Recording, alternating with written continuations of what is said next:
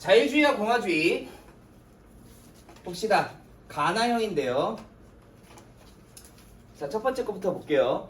시민이란 법에 보장된 일정한 권리와 의무를 지닌, 자, 여기서 권리라고 하는 것은 있잖아. 특정한 이익을 주장하거나 누릴 수 있는 법률상의 능력을 여기에서는 권리라고 하고요.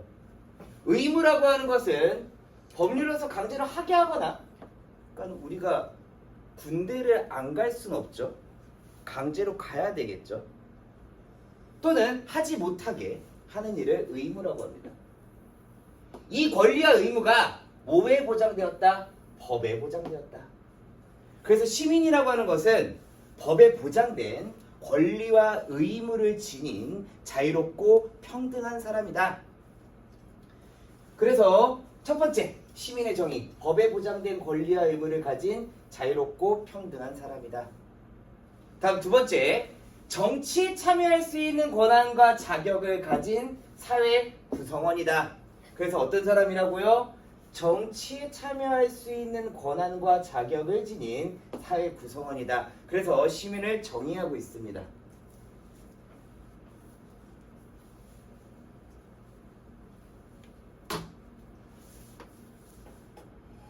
시민에 관한 논의는 고대 그리스에서부터 시작하여 로마를 거쳐 근대에 이르기까지 다양한 사상을 바탕으로, 자, 그럼 다음 문단에 다음 글에 뭐가 나올지 우린 유추할 수 있어요. 아주 옛날부터 시민에 대한 논의가 있었구나. 그리고 다양한 사상, 여러 가지 사상을 얘기하겠구나라는 걸 알 수 있죠. 이루어졌다. 그중 자유주의와 공화주의는 이러한 사상은 두 가지가 있구나. 자유주의와 공화주의. 시민의 자유와 권리, 의무의 근거를 설명하는 대표적인 사상이다. 그래서 여기 뒷부분에 뭐가 나올 거다? 자유주의와 공화주의.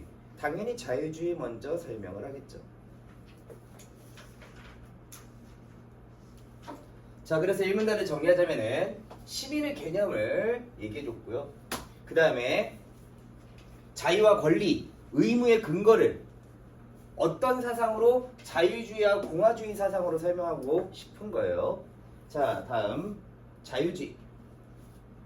자유주의는 무엇보다 개인의 자유와 권리를 중시하는 사상으로, 자유주의의 개념 정의죠. 그래서 개인의 자유와 권리를 중시하는 사상이다.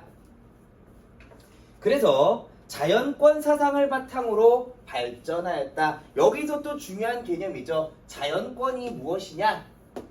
자연권이란 인간이 태어나서부터 가지는 선천적인 권리로서 천무인권이라고도 한다. 여기 다 나와 있는 말이에요. 선천적으로 가지고 있는 사람이 가진 권리다. 그래서 천부인권이라고 한다. 그래서 자유주의에 바탕을 두는 그 근거가 바로 자연권이다. 자유주의에서는 이러한 자연권에 대해 시대나 장소에 상관없이 모든 인간에게 보편적으로, 여기서 보편적이라고 하는 것은 누구에게나 두루 미치거나 해당되는 것을 보편적이라고 하는 거죠. 이 자연권이라고 하는 것은 시대나 장소나 아무 상관없이 누구에게나 두루 가지고 있는, 내재하고 있는 것이며 개인의 자유와 권리를 보장하는 근거라고 보았다. 그래서 개인의 자유와 권리를 보장하는 근거가 곧 뭐다? 자연권이다. 그래서 다시 정리하자면은 자유주의에서는 시민이 누려야 할 자유의 바탕이 되는 근거가 자연권이라는 거죠. 그 자연권이 뭐라고요? 인간이 태어나서부터 가지는 선천적인 권리다. 자, 그래서 두 번째 문단 정리하자면은 자유주의의 관점에 대해서 얘기하고 있습니다. 그래서 자연권이 개인의 자유와 권리를 보장하는 근거라고 보는 관점입니다. 다음 두 번째.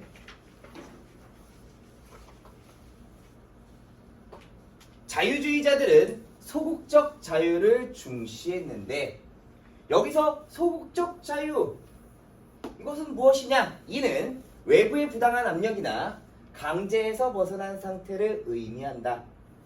소극적 자유라고 하는 것은 뭐야? 다시 근데 뒷부분에 적극적이라는 개념어가 서로 상대어로 만날 수 있겠네요. 여기서 소극적이라고 하는 것은 뭐다? 외부의 부당한 압력이나 강제에서 벗어난 상태다. 그래서 뭐 시험 문제에 소극적 자유와 적극적 자유를 비교하라는 문제는 뭐 반드시 나올 거예요. 소극적 자유라고 하는 것은 국가와 타인에게 구속당하지 않고 행동할 수 있는 사적 영역을 보장함으로써 실현할 수 있다. 자, 그래서 뭐야? 소극적 자유의 실현 조건이 뭐다? 국가와 타인에게 구속당하지 않고 행동할 수 있는 사적 영역을 보장하는 것이 그 조건이다.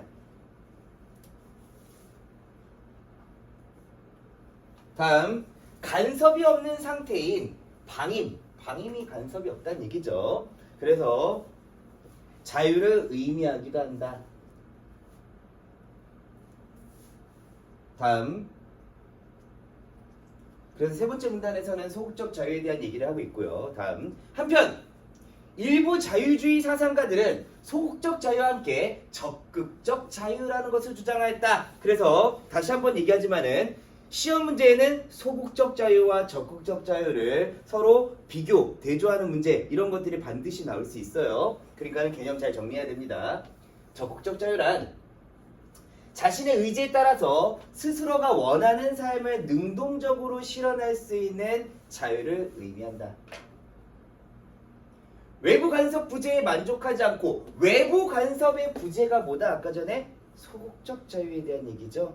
거기에 만족하지 않고 가치 있는 삶과 자기 실현을 위한 자율적 삶을 중시하는 것이다. 자, 그래서 뭐야? 적극적 자유주의자들이 중시하는 게 뭐야? 자, 가치 있는 삶과 자기 실현을 위한 자율적 삶이다.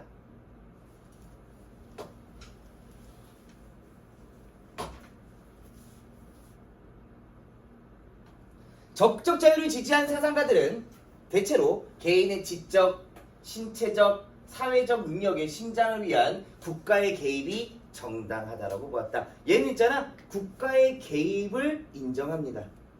그래서 어떤 거? 개인의 지적, 신체적, 사회적 능력이 필요할 때 이것을 키울 수 있을 때는 뭐야? 국가가 개입해도 된다라고 보는 입장이에요.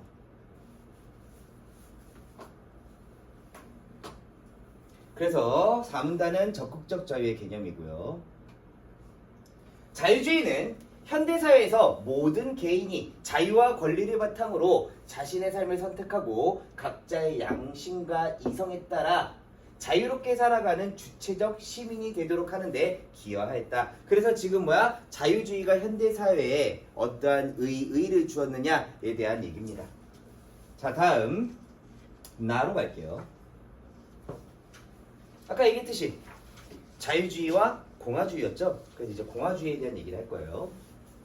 자, 그러면은 또 여기서 중요한 건 또 뭐다? 자유주의와 공화주의는 어떠한 개념적으로 차이가 있는지 이런 것들은 또 반드시 문제에 나오니까는 개념을 정리하면서 읽어야 됩니다.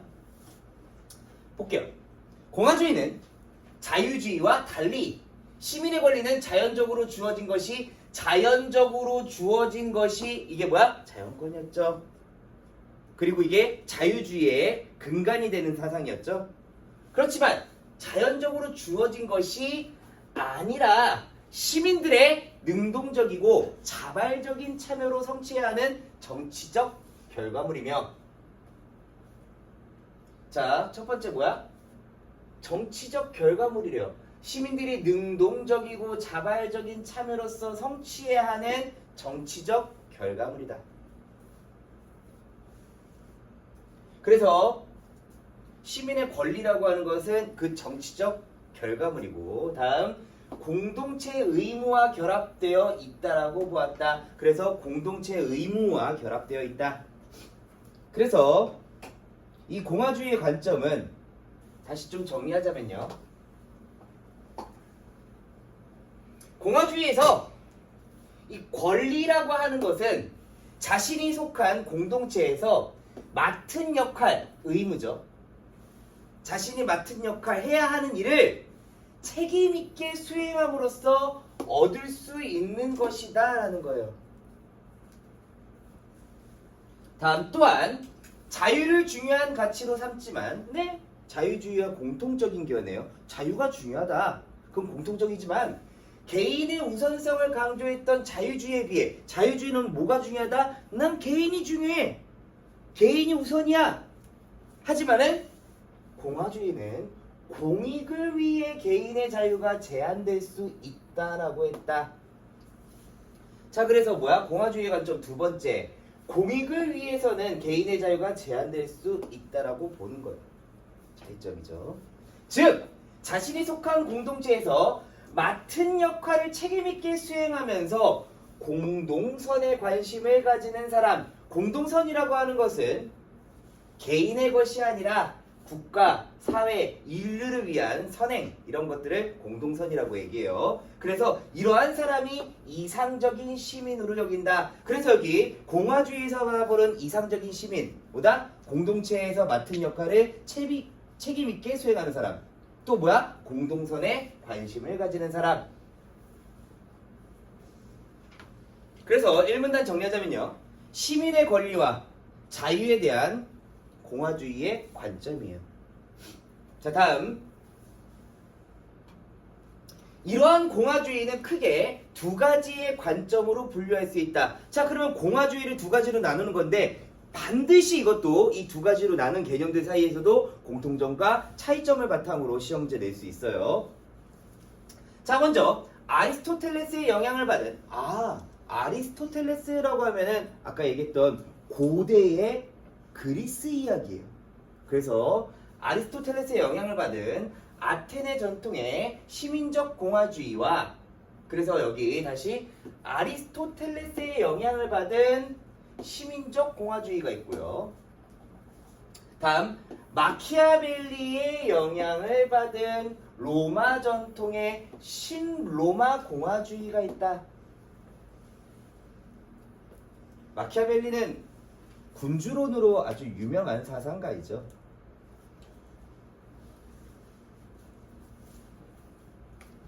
자, 다음. 그래서 공화주의를 이렇게 크게 두 가지. 그래서 시민적 공화주의와 그리고 신로마 공화주의. 어떤 차이점이 있는지 잘 보십시다. 자, 여기 시민적 공화주의자들은 인간이 타고난 사회성을 강조하면서 인간의 타고난 사회성을 강조하고 있어요. 인간이 국가 안에서만 도덕적 존재로 살아갈 수 있다라고 보았다. 그래서 뭐야? 네, 도덕적 존재로 살아갈 수 있는 것은 어디다? 국가 안에서만이다. 국가 바깥에서는 도덕적으로 살아가기 힘들다라고 보는 입장이죠. 그래서 시민적 공화주의자의 인간에 대한 관점. 그래서 시민적 공화주의자들은 인간을 어떻게 바라보았느냐? 타고난 사회성을 바탕으로 국가 안에서만 도덕적 존재로 살아가는 인물들이다.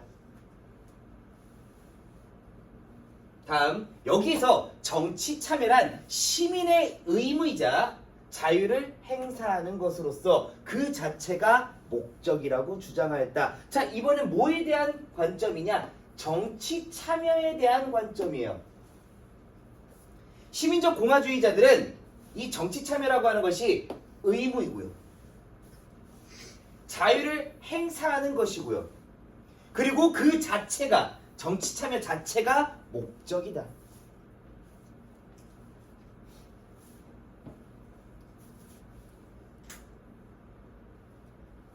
왜 이것이 그 자체가 목적이냐?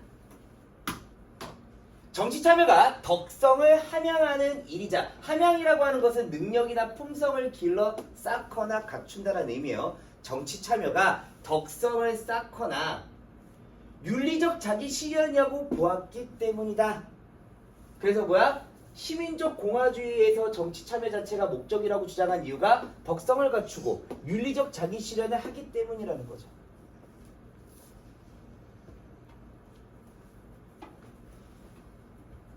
따라서 그들은 개인의 권리나 이익보다는 시민의 정치적 의무를 더 우선시하였고, 이런 의무는 개인이 선택하거나 거부할 수 없다라고 보았다. 네, 의무는 개인이 선택하거나 거부할 수 없는 것이죠. 그래서 시민적 공화주의의 개인의 권리와 의무에 대한 관점. 얘는 개인의 권리나 이익보다 정치적 의무가 더 중요하다고 본 관점입니다. 이 관점을 잘 정리해 두셔야 됩니다. 그래서 두 번째 문단은 시민적 공화주의에 대한 관점이고요. 다음 이번에는 신로마 공화주의자입니다. 신로마 공화주의자들 또한 시민적 공화주의와 마찬가지로라고 얘기했으니까는 공통점이죠. 정치 참여와 같은 시민의 의무를 강조하였다. 그러나 차이점이요. 그들은 정치 참여의 근거를 인간의 자연적 사회성이나 윤리적 자기 실현에서 찾지는 않았다. 그래서 이것들이 뭐야? 신로마 공화주의자들과 시민적 공화주의자의 차이점이죠. 그들에게 따르면은 정치 참여는 그 자체로 목적이 아니라 아까 전에 뭐야? 시민적 공화주의자들 같은 경우에는 뭐야? 그 자체로 목적이라고 얘기했죠. 그런데 얘는 그 자체로 목적이 아니라 외세, 폭정, 폭정 같은 경우에는 폭력적인 정치죠. 외세는 다른 국가, 강력한 다른 국가로부터 시민의 자유를 지키기 위한 수단이라고 생각했기 때문이다. 그래서 다시 신로마 공화주의자들은 정치 참여의 근거를 인간의 자연적 사회성이나 윤리적 자기 실현에 찾지 않았습니다. 얘의 근거는 뭐라고요? 외세와 폭정으로부터 시민의 자유를 지키기 위한 수단이라고 생각했다. 자, 그래서 세 번째 문단은 신로마 공화주의의 정치 참여에 대한 관점입니다.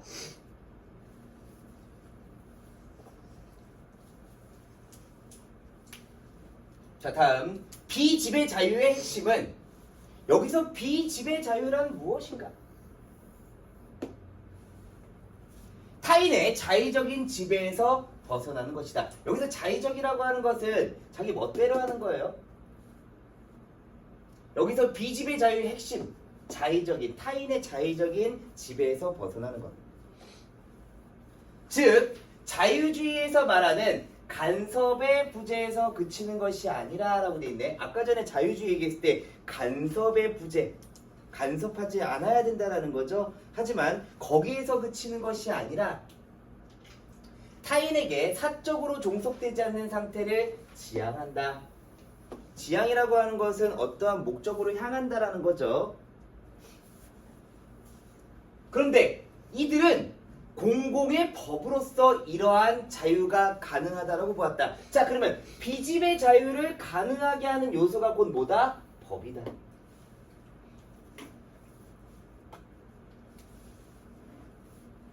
근데 법이라고 하는 것은 야, 내 말이 다 법이야! 이렇게 얘기할 수는 없죠.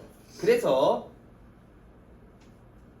이에 따르면은 공화국의 법이라고 하는 것은 시민의 참여 속에서 공동의 결정으로 시민이 참여해야 되고요. 그들이 공동으로 결정해서 만들어지는데, 그리고 공화국의 시민은 자신이 만든 법에 따라서 그 법을 따라야 되겠죠. 그래서 따른다. 자신의 의지에 복종한다라고 표현하고 있어요. 다시 타인에게 복종하는 것이 아니라 이 법이라고 하는 것은 시민들이 공동으로 참여해가지고 결정하는 거지, 그거에 대해 자신이 따른다라고 하는 것을 이렇게 자신의 의지에 복종한다라고 얘기하는 거예요. 그래서 정치적 자유를 누릴 수 있는 것이다. 그래서 여기 신로마 공화주의에서 자유의 근거를 시민 스스로가 심의하고 제정한 헌법에서 찾는 겁니다. 그래서 여기 이러한 이유로 그들은 자유의 근거를 자연권에서 찾는 자유주의자들과 달리, 자유주의자들은 아까 전에 자연권에서 찾았죠. 이들은 뭐야? 스스로가 심의하고 제정한 헌법에서 찾는다는 거야. 여기서 자유주의자와 다른 자유의 근거에 대한 신로마 공화주의의 관점입니다.